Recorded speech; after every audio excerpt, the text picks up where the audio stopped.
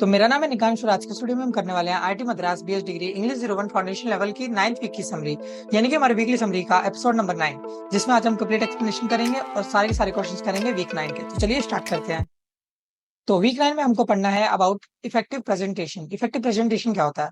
Presentation play a very important role in professional life of a person. तो आपको पता है कि कोई भी प्रेजेंटेशन जो होती है, चाहे वो हमारी फिजिकल अपीयरेंस हो, चाहे वो हमारी लाइक प्रोफेशनल वर्क हो, या लाइक एपीडीएफ वगैरह हो, वो ज्यादा ही इंपॉर्टेंट होती है। ठीक है। So it is necessary for us to edge the skill of giving effective presentation. ठीक है।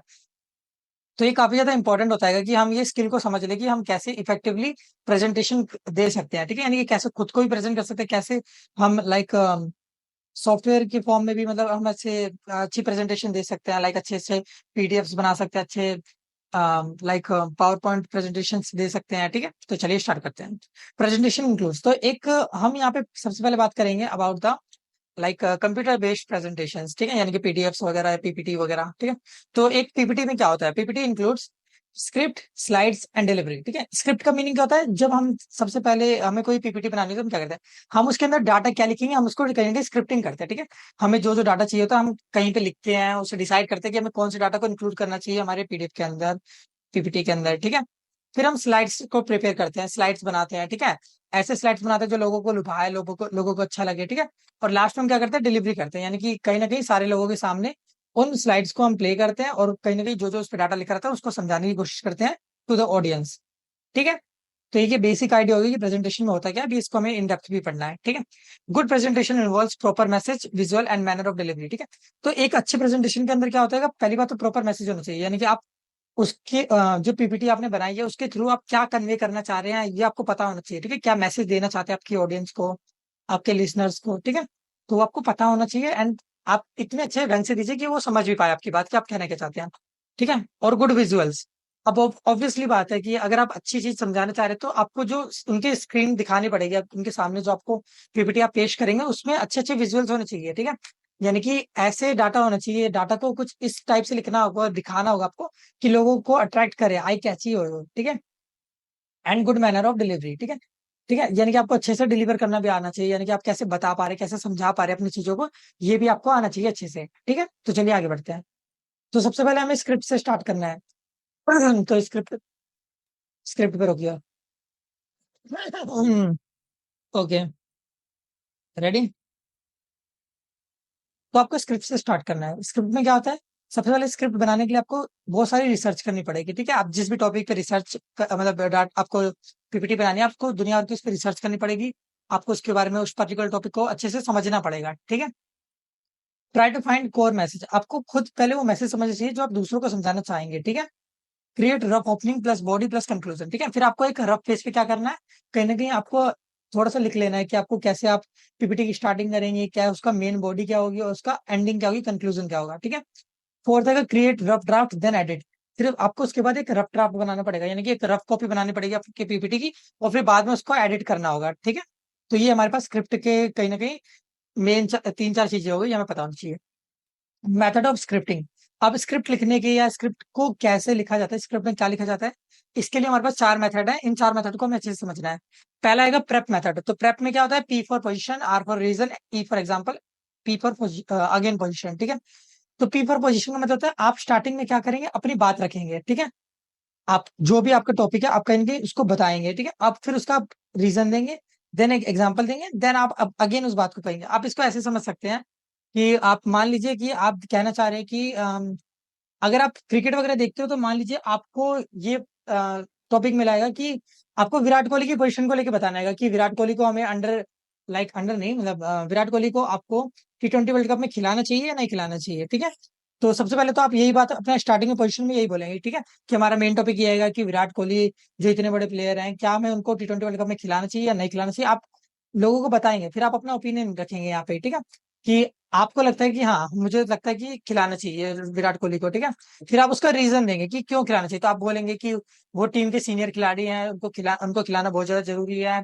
वो एक प्रॉपर लाइक ग्लू की तरह काम करते हैं, वो अपर और पूरी बैटिंग को संभाल के रखते हैं। ठीक है, और प्रेशर मैच में अच्छा परफॉर्म करते हैं, आपको रीजंस देने पड़ेंगे। ठीक है, फिर आपको एग्जांपल देना पड़ेगा, फिर आपको याद दिलाना पड़ेगा कि इंडिया पाकिस्तान का जो ऑस्ट्रेलिया के अंदर वर्ल्ड कप हुआ था, उसमें जो विराट कोहली ने 83 रन की इनिंग खेली थी और इतने प्रेशर सिचुएशन में भी हमको मैच जिताया था, वो और कोई प्लेयर नहीं कर पाता। एंड देन आपको फिर इसी चीज की एंडिंग करनी पड़ेगी। फिर अगेन पोजीशन का मतलब हो गया, आपने जहां से स्टार्ट किया था उसी बात को कन्वे करना पड़ेगा। ठीक है, फिर आपको लास्ट में बोलना पड़ेगा कि इसी ये सारी चीजों के बाद मेरे को लगता है कि विराट कोहली को हमें सिलेक्ट करना चाहिए for the T20 world cup, and obviously Virat खेलेगा ही। ठीक है, चलिए आगे बढ़ते हैं। Past present future method. ठीक है, अब इस वाले मेथड में क्या होता है, आपको कहीं ना कहीं टाइमलाइन से बनानी पड़ती है। ठीक है, आप इसको ऐसे समझ सकते हैं कि मान लीजिए आपके पास कुछ इस टाइप का टॉपिक है कि अगर आपसे कहा जा रहा है कि लाइक आप कह सकते हैं कि इलेक्ट्रिक कार्स या इलेक्ट्रिकल व्हीकल्स जो है, आप उसके बारे में अगर आप टॉपिक लिख रहे हैं तो आप पहले पास्ट से स्टार्ट करेंगे। ठीक है, तो आप पूरी स्टोरी बताएंगे कि अर्ली डेज में क्या होता था, व्हीकल कैसे बने और कैसे मैकेनिक्स आगे बढ़ा उसका। ठीक है, धीरे धीरे हम पेट्रोल पे आए, फिर डीजल पे, देन मतलब जैसे भी जो भी सीक्वेंस रहा, आप उस हिसाब से पास्ट की चीज बताएंगे। देन आप प्रेजेंट बताएंगे कि आज के टाइम पे हम जब इतना आगे बढ़ रहे हैं, हम इतना आधुनिक हो रहे हैं, हम एआई वगैरह का यूज कर रहे हैं, तो हमें कहीं ना कहीं अपने जो व्हीकल्स है कहीं ना कहीं उनको इलेक्ट्रिक की तरफ शिफ्ट करना चाहिए। आप ऐसे बताएंगे प्रेजेंट सिचुएशन में। देन आप फ्यूचर में बताएंगे कि अगर हम ऐसे ही करते जाएंगे तो फ्यूचर में क्या होगा, सारे जो व्हीकल्स होंगे कहीं ना कहीं इलेक्ट्रिकल व्हीकल्स में कन्वर्ट हो जाएंगे, एंड कहीं ना कहीं ये हमारे प्रोफेशनल लाइफ के लिए काफी ज्यादा बेटर रहेगा, हमारे पोल्यूशन वगैरह कंट्रोल के लिए काफी ज्यादा इंपॉर्टेंट रहेगा, नेचर के लिए अच्छा रहेगा। आप इस तरीके से एक सीक्वेंस में बता सकते हैं, सीक्वेंस में स्क्रिप्टिंग कर सकते हैं। ठीक है, तो एक ये मेथड हो गया। थर्ड आएगा प्रॉब्लम कॉज सोल्यूशन मेथड। ठीक है, आपने ये वाला मेथड कई बार आपने अनजाने भी हमें यूज भी करा होगा। जब हम लाइक 9th 10th क्लास में या फिर उससे पहले भी ऐसे वगैरह लिखते थे, तो हम यही फॉर्मेट अपनाते थे। ठीक है, पहले हम प्रॉब्लम को देखते थे, देन उसके कोज को, देन सोल्यूशन को। ठीक है, आप इसमें भी पोल्यूशन का एग्जांपल आप देख सकते हैं इसमें। ठीक है, तो आप कह सकते हैं कि आप पहले बता सकते हैं कि यहाँ पे अर्थ के अंदर, अर्थ में मतलब ये आप बोल सकते हैं कि पोल्यूशन का जो लेवल है वो धीरे धीरे बहुत ज्यादा बढ़ते जा रहा है। अगर हम कंट्री मतलब कंट्री ओरिएंटेड बोलेंगे तो आप कह सकते हैं कि इंडिया के अंदर पोल्यूशन बहुत ज्यादा बढ़ रहा है, आपके स्टेट के अंदर पोल्यूशन बहुत ज्यादा बढ़ रहा है। मैं दिल्ली में रहता हूँ तो हम कह सकते हैं कि दिल्ली में बहुत ज्यादा पोल्यूशन हैगा, यहाँ पे जो कार्स है वो ओवरलोड हो रही हैं। ठीक है, मतलब ओवरलोड इन द सेंस मतलब जो उसका अमाउंट है, जो नंबर ऑफ कार्स है बहुत ज्यादा इंक्रीज कर रही हैं, जिसकी वजह से पोल्यूशन का लेवल इंक्रीज होता जा रहा है, CO2 लेवल बढ़ता जा रहा है, हार्मफुल गैसेस रिलीज हो रही हैं, फैक्ट्रीज वगैरह से धुआं निकल रहा है। आपको प्रॉब्लम को इलेबोरेट करना पड़ेगा। ठीक है, पहले प्रॉब्लम को आपको दुनिया के सामने रखना पड़ेगा, देन आपको इसका कोज बताना पड़ेगा। ठीक है, कि ऐसा हो क्यों रहा है। तो आप कह सकते हैं कि जो लोग हैं वो अपना लाइक प्राइवेट व्हीकल को ज्यादा यूज करते हैं as compared to public vehicles. ठीक है, तो 10 लोगों के लिए 10 अलग अलग कारें निकल रही है, जिसकी वजह से पोल्यूशन बढ़ रहा है। आप इसमें और भी कुछ डाल सकते हैं कि आए दिन नई नई फैक्ट्रीज आ रही हैं, वो अपना केमिकल वगैरह रिलीज कर रही है, SO2 गैस रिलीज कर रही है, जिसकी वजह से बहुत ज्यादा पोल्यूशन बढ़ रहा है। देन आपको इसका सोल्यूशन देना पड़ेगा, तो फिर आपको बताना पड़ेगा कि कैसे हम इसको कम कर सकते हैं। तो आपको इसमें सोल्यूशन देना पड़ेगा। आप उसमें कह सकते हैं कि लाइक लोगों को ज्यादा से ज्यादा पब्लिक व्हीकल का यूज करना चाहिए, एंड जो भी और ज्यादा टेक्निक्स हैं, आप फैक्ट्रीज वगैरह को आप कह सकते हैं कि ऐसे फैक्ट्रीज को बैन कर देना चाहिए जो मतलब ज्यादा पोल्यूशन फैला रही हैं, या फिर कहीं ना कहीं एक फिल्ट्रेशन टाइप ऑफ टेक्नोलॉजी को डेवलप करना चाहिए, जिसकी हेल्प से जो फैक्ट्री से धुआं वगैरह निकल रहा है उसको फिल्ट्रीफाई करके कहीं ना कहीं जो amount of like harmful gases उनको कम कर पाए। ठीक है, तो ये आप एक इस तरीके से स्क्रिप्टिंग कर सकते हैं। ठीक है, फोर्थ हमारे पास है AIDA मेथड। ठीक है, आइडा मेथड। तो आइडा में क्या होता है, अटेंशन, इंटरेस्ट, डिजायर, एक्शन। ठीक है, तो ये बेसिकली एडवर्टीजमेंट्स के लिए ज्यादातर यूज होता है। ठीक है, तो आपने सुना होगा कि कभी भी हमारे पास टीवी में एडवर्टीजमेंट वगैरह आते हैं, तो सबसे पहले वो क्या करते हैं, हमारा अटेंशन ग्रैब करना चाहते हैं। ठीक है, तो अटेंशन ग्रैब करने के लिए आपने देखा होगा कि आप कोई सा भी एग्जांपल ले सकते हैं, लाइक आजकल IPL चल रहा है तो आपको पता होगा कि दुनिया भर के एडवर्टीजमेंट्स आते हैं, तो आपने देखा होगा। ठीक है, अब अब रिसेंटली MS धोनी का एक लाइक एडवर्टीजमेंट आया है, जिसमें वो उनका जो उन पे जो मीम कल्चर की वजह से जो गाना बना था, बोले जो कोयल वाला, आपने वो वाला सुना होगा। तो धोनी ने क्या करा है, धोनी मतलब जो भी कंपनी है जिसका भी वो एडवर्टीजमेंट है, उन्होंने क्या करा, उसको एज अ अपॉर्चुनिटी यूज किया, उन्होंने इस गाने को यूज किया। क्योंकि सारे लोग मीम में इतने सारा देखते हैं, इतना सारा इंस्टाग्राम यूज करते हैं, तो कहीं ना कहीं वो गाना सुनते ही कहीं ना कहीं उनका अटेंशन यहाँ पे आ जाएगा। ठीक है, और फिर उसके बाद वो इंटरेस्ट लेते हैं उस चीज में। ठीक है, फिर जो भी डिजायर है एडवर्टीजमेंट का, जो भी वो कहना चाहता है, जो भी वो बेचना चाहता है, कहीं ना कहीं उसको सामने रखता है, और लास्ट में कह देते हैं कि मतलब एक्शन लेने के लिए हमको मजबूर कर देते हैं। ठीक है, तो ये एक बेसिक एडवर्टीजमेंट वाला हो गया। ठीक है, चलिए आगे बढ़ते हैं। स्लाइड्स। अब हम सेकंड कंपोनेंट पे आते हैं जो हमारा स्लाइड्स है। ठीक है, तो स्लाइड्स के लिए कहीं ना कहीं इस टाइप की स्लाइड्स ये नीड एंड ये यूसेज एंड टिप्स है। तो इस पूरे टेबल को आप एक दो बार अच्छे से रीड कर लीजिए, इसके बारे में ज्यादा आपको उतना ध्यान देने की जरूरत नहीं है। क्योंकि ये कहीं ना कहीं पर्सन टू पर्सन वेरी करता है, सिचुएशन पे भी वेरी करता है। तो ये स्लाइड्स का कोई फिक्स फॉर्मेट नहीं है कि आपको यही चीज यूज करनी है, ठीक है। बस ये एक इन जनरल हैगा कि आप इसको यूज कर सकते हैं, ठीक है। ये आपको एक ओकेशा मतलब स्लाइड आपको बना के दे देगा, ठीक है। तो ये आपको अच्छे से पढ़ लेना है ये टेबल, ठीक है। एक दो बार ये टेबल पढ़ लीजिए, आपको याद नहीं करना, बस एक दो बार रीड कर लेना है, ठीक है। For enhancing presentation through slides, अब स्लाइड की हेल्प से हम प्रेजेंटेशन को कैसे एनहांस कर सकते हैं? Using images, using graphics, using proper theme and using proper fonts. तो जाहिर सी बात है कि जब हम प्रॉपर इमेजेस वगैरह यूज करेंगे, अब मान लीजिए आप वाइल्ड लाइफ पे अपना प्रेजेंटेशन दे रहे हैं, तो आप उसके में कहीं ना कहीं जंगल वगैरह की, एनिमल्स वगैरह की इमेजेस वगैरह यूज करेंगे, तो कहीं ना कहीं वो एक ज्यादा इंपैक्ट करेगा आपके लिसनर्स पे, आपके ऑडियंस पे, राइट। ठीक है। आपकी थीम प्रॉपर होनी चाहिए। अब मान लीजिए कि आप कोई बहुत ज्यादा सीरियस इशू पे आप मतलब अपना पीपीटी बनाए आप, ठीक है। आप मान लीजिए कोई क्राइम पे बनाया है, कोई मर्डर मिस्ट्री है उस पे बनाया है, एंड देन उस पे आप कलरफुल दुनिया और के रंग वगैरह लगा रहे हो, तो कहीं ना कहीं वो थीम मैच नहीं करेगा, ठीक है। और इससे कहीं ना कहीं एक बुरा इंपैक्ट बैठेगा आपके ऑडियंस पे, ठीक है। प्रॉपर फॉन्ट, आपको फॉन्ट भी ढंग का यूज करना पड़ेगा, ठीक है। अब आप फॉन्ट ढंग का क्या होता है, आप सिंपल फॉन्ट आपको यूज करना है ज्यादा से ज्यादा, ठीक है। चीजों को आप जितना ज्यादा सिंपल रखेंगे उतना ज्यादा आपके लिए बेटरमेंट मतलब आपके लिए रहेगा, ठीक है। बेटर रहेगा। ओके, ज्यादा फैंसी वाले फॉन्ट्स हमें यूज नहीं करना है, आप ज्यादा कर्सिव वगैरह ये सब यूज कम से कम करना है, ठीक है। और सही ग्राफिक्स का यूज करना है। ग्राफिक्स का मतलब हो गया कि आप चार्ट्स वगैरह का यूज कर सकते हैं, आप हिस्टोग्राम्स वगैरह यूज कर सकते हैं, आप पाई चार्ट्स का यूज कर सकते हैं, ठीक ठीक है। तो इन सब चीजों से क्या होगा, आपका कहीं ना कहीं ज्यादा इम्पैक्ट आपका बढ़ पाएगा आपकी प्रेजेंटेशन का, ठीक है। चलिए आगे बढ़ते हैं। अब यहाँ पे कुछ टिप्स आएंगे। Do not rely on your slides to much, तो अपनी स्लाइड पे कुछ ज्यादा डिपेंडेंट मत रहिए। आप स्लाइड बना लीजिए एंड देन सबसे ज्यादा फोकस आपको खुद पे रहना चाहिए कि आप समझा कैसे रहे, क्योंकि वही delivery is the most important part of your presentation, ठीक है। तो you should have like confident to describe your slides, ठीक है। Second, don't put too much data on text और स्लाइड्स, ठीक है। तो बहुत दुनिया भर का डाटा डालने की कोई जरूरत नहीं है स्लाइड्स पे। आप कम से कम डाटा रखिए, आप बस इतना डाटा रखिए कि कहीं ना कहीं थोड़ा सा आइडिया काइंड ऑफ लग जाए आपके ऑडियंस को, ठीक है। Customize your slides as per the audience, तो जैसे आपके ऑडियंस रही है आपको उसके हिसाब से अपनी स्लाइड्स को कहीं ना कहीं कस्टमाइज करना पड़ेगा, ठीक है। अब मान लीजिए आप किसी स्कूल जा रहे हैं, वहां पे आपको बच्चों को लाइक जनरल आपको अवेयरनेस देनी है कि गुड टच बैड टच के बारे में बताना है, तो आपको उसके अकॉर्डिंग आपको स्लाइड्स को अरेंज करना पड़ेगा, ठीक है।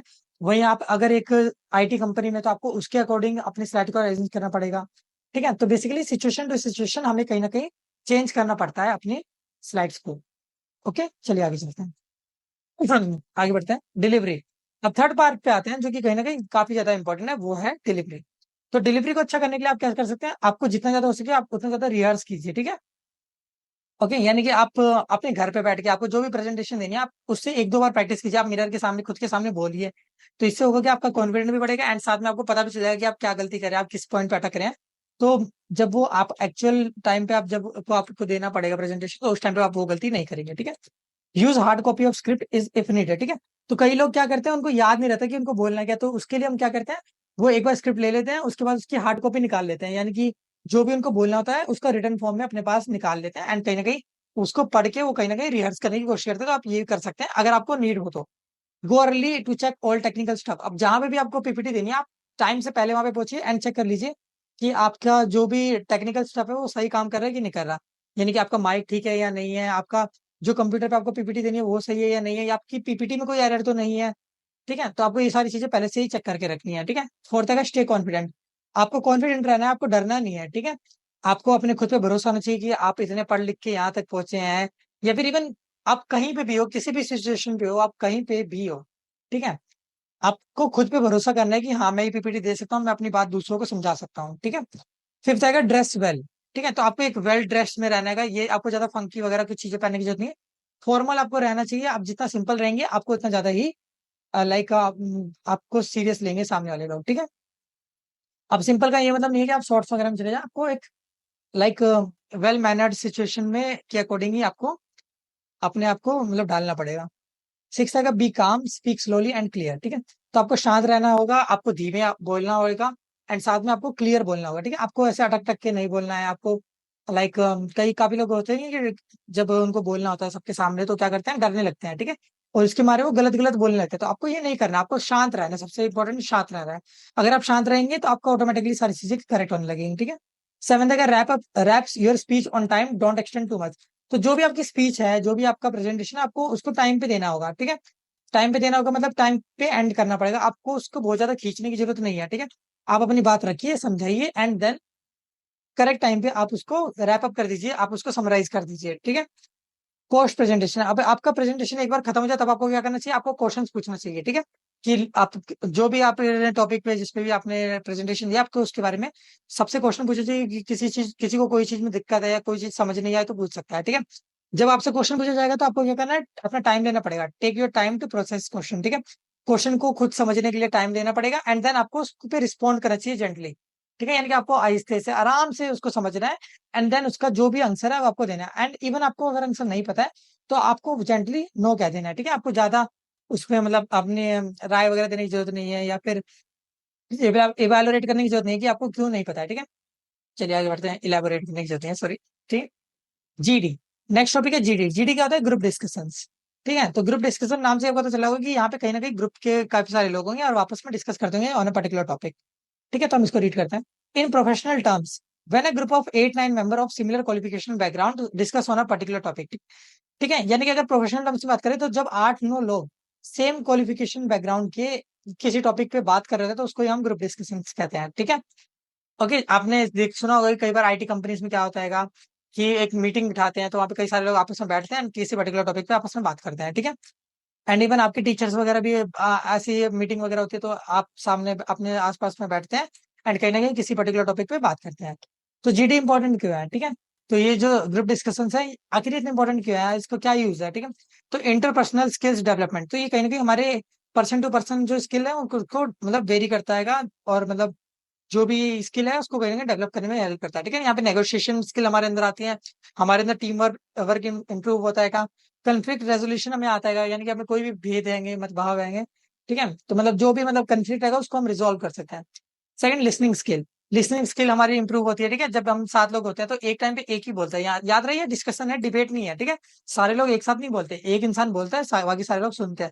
तो कहीं ना कहीं हमारे यहाँ पे लिसनिंग स्किल भी डेवलप होती है। थर्ड आएगा crisp and clear communication of core message, ठीक है। तो यहाँ पे हमें कहीं ना कहीं कोर मैसेज मिलता है और मतलब प्रॉपर कम्युनिकेशन हो पाता है सारे लोगों के बीच में। Fourth, it improves and helps to express knowledge and creativity. तो कहीं ना कहीं ये हर इंसान की जो नॉलेज है और जो क्रिएटिविटी है वो एक्सप्रेस करने में काफी ज्यादा सहायता करता है, ठीक है। चलिए आगे बढ़ते हैं। अब जीडी कितने टाइप के होते हैं, तो 4 टाइप के जीडी होते हैं। एक होता है जनरल जीडी, जो कि किसी भी चीज पे हो सकता है, ठीक है, यानी कि जनरल अवेयरनेस काइंड ऑफ, ठीक है। तो लाइक इसमें हमारे टॉपिक्स बोले तो पोल्यूशन हो सकता है, या फिर आप कह सकते हैं कि कोई भी इन जनरल मतलब नेचुरल डिजास्टर वगैरह, कोई भी सिंपल टॉपिक जिसपे कोई भी बात कर सकता है, ठीक है। डिबेटेबल जीडी क्या होते हैं, यहाँ पे कहीं ना कहीं ऐसा मतलब कॉन्ट्रोवर्शियल काइंड ऑफ मतलब टॉपिक रहता है कि जिसपे मतलब सारे लोगों की राय एक जैसी नहीं होगी, ठीक है। यहाँ पे कहीं ना कहीं वेरी कर सकता है, ठीक है। अब लाइक मान लीजिए यहाँ पे फेवरेट आईपीएल टीम को लेकर यहाँ पे जीडी है, ऑल तो ऐसा जीडी कभी भी आपको मतलब प्रोफेशनल लाइफ में देखने को नहीं मिलेगा, लेकिन हम इन जनरल बात करें कि एग्जांपल के रूप में क्या हो सकता है। मतलब फेवरेट आईपीएल टीम, तो यहाँ पे कहीं ना कहीं सबकी पसंद अपनी अपनी होगी, अलग अलग होगी। Like I am CSK fan, आप हो सकता है आरसीबी फैन हो, आप हो सकता है एमआई फैन हो, ठीक है। तो बेसिकली ये डिपेंड करता है पर्सन टू पर्सन। तो यहाँ पे कहीं ना कहीं डिबेटेबल टॉपिक टॉपिक है कि कौन सी टीम अच्छी है और क्यों फेवरेट होनी चाहिए वो, ठीक है। थर्ड है एब्स्ट्रैक्ट, यहाँ पे कहीं ना कहीं फिलोसॉफिकल बातें होती हैं, ठीक है। लाइक आप कह सकते हैं कि फिलोसफिकल बातें यहाँ पे होती है। आपने सुना होगा कई लोग फिलोसफी में बहुत ज्यादा बिलीव करते हैं, and like the meaning of life. कई बार आपने सुना होगा कि ऐसे लोगों बात करते हैं कि जीवन का आखिर अर्थ क्या है, मैं यहाँ पे क्या कर रहा हूँ, मेरा क्या काम है इस दुनिया में, ठीक है। तो फिलोसफिकल जो बातें होती हैं वो कहीं ना कहीं इसमें आ जाता है एब्स्ट्रैक्ट में, ठीक है। फोर्थ है केस स्टडी बेस्ड, तो यहाँ पे केस स्टडी बेस्ड जीडी होते हैं, ठीक है। तो यानी कि हमको कोई केस स्टडी दे दी जाती है एंड उसके ऊपर ही हमें बात करनी होती है, ठीक है। लाइक मान लीजिए आपको दे दिया गया एक टॉपिक कि भाई एक आपके सामने कंपनी है, उसका सेल्स जो है वो कहीं ना कहीं पिछले कुछ महीने में बहुत ज्यादा नीचे आया है, तो आपको उसके बारे में बात करनी है एंड आपको कहीं ना कहीं उसके सेल्स को कैसे इंप्रूव कर सकते हैं, एंड मतलब जो भी बातें हैं आप उसको उससे रिलेटेड आपको बात करनी होगी, ठीक है। तो ये 4 टाइप के जीडी होते हैं जो हमें पता नहीं चाहिए, ठीक है। अब रूल्स क्या होते हैं जीडी के, ठीक है। तो कभी ग्रुप डिस्कशन होता क्या है, तो बेसिकली इन जनरल 10 मिनट का जीडी होता है, ठीक है। यहाँ पे इसकी जो जनरल टाइमिंग है 10 मिनट होती है, एंड यहाँ पे 8-9 मेंबर्स होते हैं, ठीक है। अब इन 8-9 मेंबर्स में से 3 मेंबर्स जो होते हैं वो कहीं ना कहीं जज होते हैं, जो हमको टॉपिक के बारे में रीड करते हैं एंड लास्ट में सब कुछ हमें उनको ही बताना होता है, ठीक है।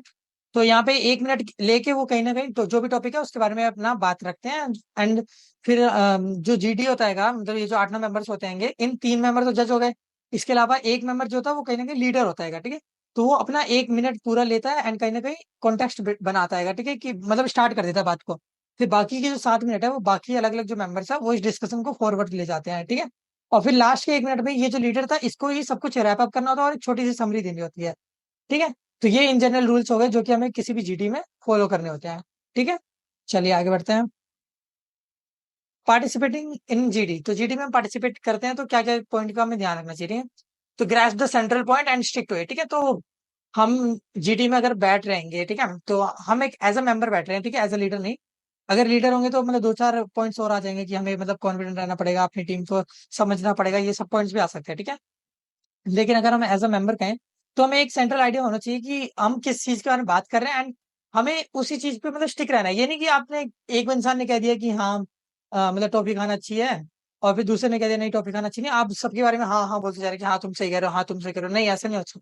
आप अपना एक ओपिनियन रखिए एंड उस ओपिनियन पे स्टिक कीजिए, ठीक है, यानी कि उस पर रहिए, ठीक है। आप उसको समझा सकते हैं दूसरों को कि आप क्यों सही हैं और बाकी लोग क्यों गलत है। स्ट्रक्चर योर आर्ग्यूमेंट, आपको अपने आर्ग्यूमेंट को कहीं ना कहीं स्ट्रक्चर करना चाहिए, ठीक है। यानी कि आप ऐसे ही कुछ भी मत बोल दीजिए, आपको सोच समझ के बोलना है।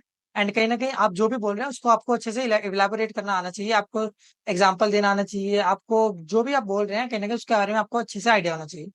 ओके, अब यूजफुल फ्रेजेस जो हम यूज कर सकते हैं इन जीडी, ठीक है। तो जब भी आपको पॉइंट बनाना हो, अपना पॉइंट रखना हो, तो आप क्या बोल सकते हैं, I would like to note here that, ठीक है। आप फिर आप अपनी बात रख सकते हैं, one point that I want to make is that, फिर आप अपनी बात आगे रख सकते हैं, ठीक है। तो ये ऐसे पॉइंट्स हैं। तो आप इस पूरे टेबल को पढ़ सकते हैं कि जब हम किसी चीज से डिसएग्री करते हैं तो हम ऐसे बोलते हैं, एग्री करते हैं तो ऐसे बोलते हैं, ठीक है। एग्री करते हैं लेकिन पार्शियली एग्री करते हैं, ठीक है, लेकिन मतलब आप एग्री तो कर रहे हैं लेकिन कहीं ना कहीं आपको थोड़ा सा उसमें और करेक्शन करना है। तो आप इन फ्रेजेस का यूज कर सकते हैं। ये थोड़े बहुत फ्रेजेस हैं जो आपको कहीं ना कहीं थोड़े बहुत आइडिया होना चाहिए इनके बारे में, ठीक है। याद नहीं रखना, बस थोड़ा बहुत आइडिया होना चाहिए, ठीक है। चलिए आगे बढ़ते हैं। Things not to do in GD, तो हमें जीडी में क्या नहीं करना चाहिए, ठीक है। क्या करने से ज्यादा कहीं ज्यादा इंपॉर्टेंट है क्या नहीं करना चाहिए। Do not repeat already said things, ठीक है। तो एक ही चीज को बार बार रिपीट मत कीजिए, ठीक है। अब हो सकता है कि आपकी जो बात हो वो किसी और ने पहले ही कह दी हो, तो आपको वही सेम बात बार बार कहने की जरूरत नहीं है, ठीक है। Do not look unintended and unintentional, ठीक है। यानी कि जब भी जीटी हो रहा होता है तो आप उसमें फ्रेश लिखिए, आप कहीं ना कहीं इन्वॉल्व रहिए इस जीटी के अंदर, ठीक है। ये नहीं कि आप अपना इंटरेस्ट नहीं दिखा रहे, सबको देख के आपको लगे कि यार इसका तो मन ही नहीं है यहाँ पे जीटी में, ठीक है। ऐसा इमेज आपकी नहीं बनानी है आपको, ठीक है। Do not just agree on someone, have something to say on your own, ठीक है। तो किसी की भी बातों पे बस हाँ हाँ मत करते रहिए, आप खुद का भी अपना पॉइंट रखिए, खुद की भी अपनी बात रखिए, ठीक है। Do not try to dominate, आपको डोमिनेट करने की जरूरत नहीं है, ठीक है। ये नहीं कि आप सब पे चिल्ला रहे हैं, अपनी बात को ही सही रखिए, आप बोलिए, सबकी बातें सुनिए एंड एक प्रॉपर मतलब होता है ना एक मैनर के साथ अच्छे से आप बनाए रखिए अपना, ठीक है। चलिए आगे बढ़ते हैं। इट्स डिस्कशन और नॉट डिबेट, ठीक है। हाँ, यहाँ पे डिस्कशन है, ये डिबेट नहीं है, ठीक है। Okay, do not make personal sexist racist comments, ठीक है। तो आपको पर्सनल कमेंट्स नहीं करने, आपको सेक्सिस्ट कमेंट नहीं करने, रेसिस्ट कमेंट नहीं करने, एंड आपको पता है कि क्या क्या बुरी चीजें होती है वो आपको नहीं करना है, ठीक है। इसके अलावा भी और काफी सारी चीजें हो सकती हैं जो आपको जीडी में नहीं करनी है, ठीक है। चलिए अब हम यहाँ पे क्वेश्चंस देख लेते हैं। इतनी थ्योरी थी यहाँ पे इस वीक में, आई होप आपको अच्छे से समझ आएगा। अब यहाँ पे हम क्वेश्चंस पे चलते हैं। इसके क्वेश्चंस में हमारे पास सिर्फ 2 ही सेट है, ठीक है, तो हम उसको कर लेंगे जल्दी से। Remote work when possible is better for both employ and employers and then in personal work what kind of GT topic is this, ठीक है। तो ये कौन सा टॉपिक हो सकता है, तो कहीं ना कहीं आर्गुमेंटेटिव टॉपिक है, ठीक है। तो बेसिकली यहाँ पे कहा गया है कि जो रिमोट वर्क होता है कहीं ना कहीं वो बेटर होता है एम्प्लॉय के लिए, ठीक है। मतलब वहाँ पे इन पर्सन वर्क जाके बेसिकली ये कह रहे हैं कि जो हमारा वर्क फ्रॉम होम है वो बेटर रहेगा वर्क फ्रॉम ऑफिस से। तो ये आर्गुमेंटेटिव टॉपिक है, लाइक कुछ लोगों को अच्छा लगता है घर पे काम करना, कुछ लोग कहते हैं कि हम घर पे काम नहीं कर पाते हैं, हमें ऑफिस का एनवायरमेंट ही सही लगता है। तो ये कहीं ना कहीं आर्गुमेंटेटिव टॉपिक है, ठीक है, यानी कि डिबेटेबल है, ठीक है। डिबेटेबल का दूसरा नाम आर्गुमेंटेटिव होता है, ठीक है। Where circumstances can not be change priorities need to be change, तो ये कौन सा जीडी है, ठीक है। तो आपको इसके पढ़ के पता चल रहा होगा कि कहीं ना कहीं एब्स्ट्रैक्ट के अंदर आ सकता है, ठीक है। यहाँ पे कहीं ना कहीं फिलोसफिकल बातें आ रही हैं, ठीक है। Caselets are specific problems that need to be resolve at a relatively dash level, ठीक है, तो माइक्रो लेवल, ठीक है ना। माइक्रो मतलब बहुत कम लेवल, बहुत छोटा लेवल, ठीक है। तो उस पर हमें यहाँ पे कहीं ना कहीं इसको रिजोल्व करने की जरूरत है। Which among the following is a skill that is not tested in group discussions? Listening skill, interpersonal skills, value fit with company या in-depth and niche knowledge of the topic? तो यहाँ पे ये डी वाला ऑप्शन करेक्ट हो जाएगा, ठीक है। इसका जीडी में कोई ज्यादा इंपॉर्टेंट नहीं होता। ओके, ऐसा हो सकता है कि किसी टॉपिक के बारे में आपको ज्यादा ना पता हो लेकिन फिर भी आप उसमें पार्टिसिपेट कर सकते हैं, ठीक है। जरूरी नहीं कि आपको इन डेप्थ नॉलेज हो उसके बारे में। What does the term value fit means in the context of GD? तो इनमें से करेक्ट ऑप्शन हमारे पास फर्स्ट वाला हो जाएगा, alignment between the companies value and candidates value as seen in the candidate response in the GD. ठीक है, चलिए आगे बढ़ते हैं। तो यहाँ पे ये हमारे पास जहां जहां एमएसक्यू लिखे हैं, इसका मतलब है मल्टीपल सिलेक्ट क्वेश्चन, यानी कि एक से ज्यादा ऑप्शन करेक्ट हो सकते हैं। ठीक है, if you want to interrupt someone in GD, which of the following phrase can come into us, ठीक है, इनटू यूज। तो आप कौन सी बातों को यूज, कौन सी लाइंस को यूज कर सकते हैं जब आपको किसी को बीच में रोकना होता है जीडी के अंदर, ठीक है, अपनी बात रखने के लिए। कैन आई ऐड समथिंग, हाँ जी, इसको तो रख सकते हैं। I would like to add on this, ये भी कर सकते हैं, ठीक है। योर पॉइंट्स आर इनकरेक्ट, नहीं, इतना हमें यहाँ पे रूड नहीं होना है, ठीक है, तो ये गलत हो गया। And can, could I interrupt you here, तो यहाँ पे कहीं ना कहीं इन तीनों को यूज करना है। सीधी सी बात है, आपको यहाँ पे रिस्पेक्टफुल रहना है, ठीक है। आप रिस्पेक्ट देंगे, आपको रिस्पेक्ट मिलेगी। Okay, which of the following can be avoided in GD, तो इनमें से कौन सा हमें अवॉइड करना चाहिए जीडी में? रिपीटिंग व्यूज ऑफ अदर, हाँ जी। लिसनिंग टू अदर रिव्यूज, नहीं, ये हमें दूसरों की बातें सुननी चाहिए, ठीक है। Always agreeing with others view, तो ये भी हमें नहीं करना चाहिए। Adding new points in the summary, ठीक है, तो ये भी हमें नहीं करना चाहिए, ठीक है। समरी के अंदर हमें आपका लीडर देगा समरी, ठीक है, हमें उसमें जबरदस्ती नए पॉइंट्स ऐड करने की जरूरत नहीं है। ओके, आपको बीच में कहीं पे भी टोकने की जरूरत नहीं पड़ेगी। तो ये तीन ऑप्शन देखें, याद रहे हमें अवॉइड करने वाले पूछे थे कि हमें कौन से नहीं करना चाहिए, इसलिए हमने इन तीनों को सिलेक्ट किया है। Too much thinking leads into the death of doing, what kind of topic is this? ठीक है, तो ये हमारे पास एब्स्ट्रैक्ट टॉपिक है, साइकोलॉजिकल है, ठीक है, मतलब सॉरी फिलोसफिकल है, ठीक है। The brain drain has cost more harm than good to India, ठीक है, तो ये हमारा कौन सा टॉपिक हो सकता है? तो ये हमारा कहीं ना कहीं आर्गुमेंटेटिव टॉपिक है, ठीक है।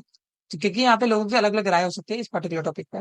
विच of the following is not true about GD, तो इनमें से कौन सा मतलब ट्रू नहीं है जीडी के बारे में? दे आर अननेसेसरी, नहीं है, नेसेसरी तो होते हैं वो, ठीक है।